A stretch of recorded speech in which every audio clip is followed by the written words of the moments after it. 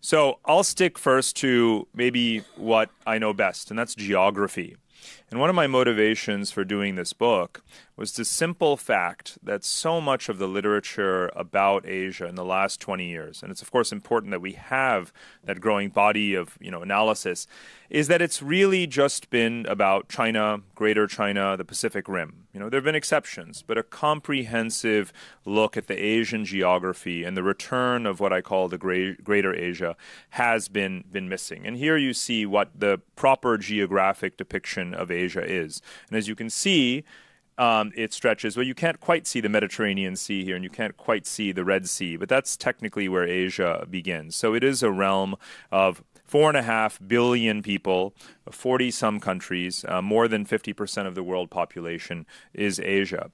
The other, I believe, sort of, shortcoming, if you want to call it, in a lot of analysis about Asia is that, it's very ahistorical.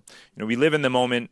We see China as the center of not only the Asian universe, but even to some degree the future of the global system as its sort of sole anchor. But what I try to do is to put China in context.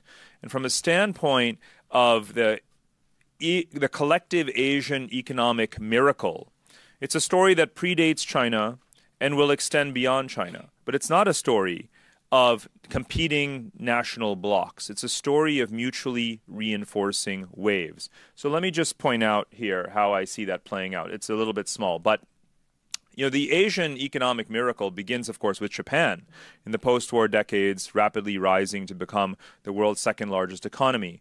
It was the Japanese story that inspired the tiger economies, South Korea, Hong Kong, Taiwan, Singapore, right, through the 70s and 80s. And then it was, of course, 40 years ago that China began its process of opening up and reform. And who were the largest initial investors, and to this day, some of the most consistent and steady investors in China's modernization and growth? Of course, Japan and the tigers. So that brings us to the present. And for many people, again, it's as if history has stopped, as if the wheel, as if time stands still. But the way I see it, the next wave of Asian growth is just getting going, right? And what you see happening today is that if you take the next wave of countries, South Asia and Southeast Asia, from Pakistan through India, through ASEAN, you have 2.5 billion people, right? So 1 billion more people than China. You have a younger median age. In some cases, such as India, you have faster growth rates than China. You have also countries that are receiving more foreign investment than China. ASEAN as a region has received more FDI than China for the last 5 years. In 2018, India received more FDI than China. A lot of this is secular dynamics based on labor wage arbitrage, again, the demographics, the opening and reform in these economies, and so forth. So how can we continue to be so China-centric when we look at Asia, even economically? So I'm trying to skate to where the puck is going, so to speak. And what I see is, again, not either or. There's mutually reinforcing dynamics in this picture. And we'll come to Belt and Road and so forth, but it's part of the story of how the wealthy and aging Asian societies are investing in the next wave of growth rather than viewing everything through strictly the geopolitical prism of historical and territorial rivalries. A second point I want to make is about how these countries fit together into a whole that is greater than just the sum of the parts. And there's a chapter in the book called Asianomics where I go into the things that I just mentioned, but also how, particularly since the collapse of the Soviet Union, the end of the Cold War, Asia has been focused on, in a way, rebuilding, resurrecting the Silk Roads. And it relies, very logically, in a way, on the economic complementarities that exist across this Asian landscape. You had the energy supercycle beginning in the 1990s, the West Asian economies, and again, atypically for a book about Asia, I talk a lot about West Asia. I don't call it the Middle East. For whether or not you are of Indian extraction or descent, you know very well that this is geographically West Asia. But if you are Indian, then you know that whether it's yourself or your father, in my case, my grandfather was an Indian diplomat, you would never use the phrase Middle East, right? It's West Asia. And so there's a lot in this book about West Asia. And really, it's now 20 years into the story, since the energy supercycle, the commodity supercycle, of West Asia trading far more with East Asia than with the rest of the world. What I did to produce this chart, just to quickly explain, is to go back 15 years, 10 years, 5 years, and up to the present to show how the trade volumes between pairs of countries or sub-regions in Asia have been expanding, and indeed they have. So you pick any two countries here on this map and you'll see the tremendous rise in the complementarities and the trade volumes between them, whether it's commodities, industrial goods. And again, this reflects many other things. For example, you can plot investment flows onto this, you can look at commodities, you can look at the airline routes that are intensifying, the number of business travelers and tourists. You can see the migration patterns as well, as young Asian societies start to fill the labor gaps in aging Asian societies. I talk a bit in the book about how Japan has never had such a large number of foreign-born residents in its country. China too. It's of course a drop in the bucket, right? But it's more than before. You have intermarriage rising and so forth. We don't tend to think of Asia evolving in that way, but it is.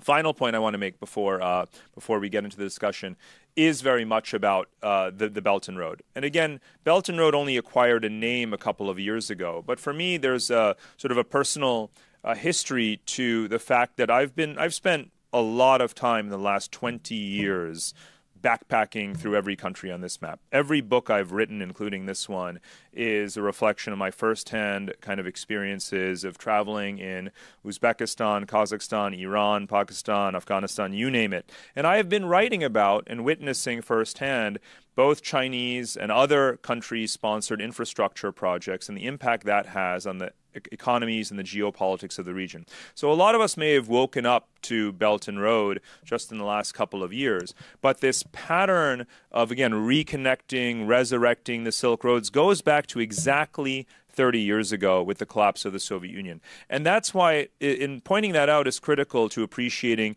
the sort of time scale, because we look at Belt and Road as if it's a specific set of bilateral interventions that can be switched on and off, right? As if, well, if relations sour with one country, that's the end of infrastructure finance there. But it's not true. It's a much deeper, broader process because it's a response to the market failure of infrastructure finance that afflicts this region. Remember, on this map, on this rectangle, is the majority of humanity, right? More than 50% of the world population has suffered from this deficit in infrastructure.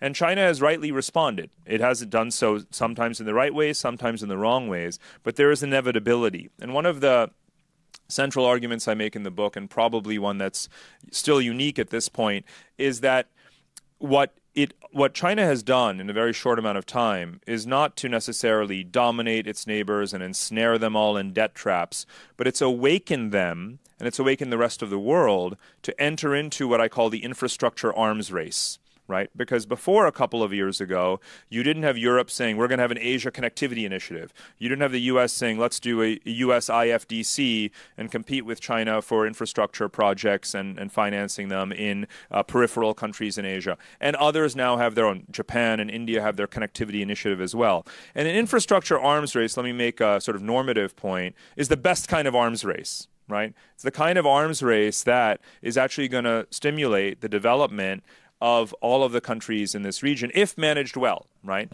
And if there's competition on commercial terms, it can hopefully lower the interest rates that countries pay. Competition in terms of the professional services can lead to higher standards and higher quality of the infrastructure and services that's delivered. So I sort of, leave you with this. I almost implore that we let this play out, but that we actively participate in it. And we're going to talk a lot about U.S. foreign policy tonight.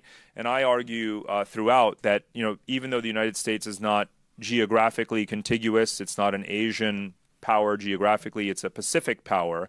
But in order to remain relevant to this Asian story that has really taken off over the last 30 years, it's going to have to make extra efforts to participate. And that means things like joining the TPP trade agreement. It means finding ways to cooperate both with China and others around all of these infrastructure projects. And ultimately, that's how you make something like this a win-win. Now, I know there's a lot of nuances now to get into. So before I go any further, let's talk about them. Thank you again so much.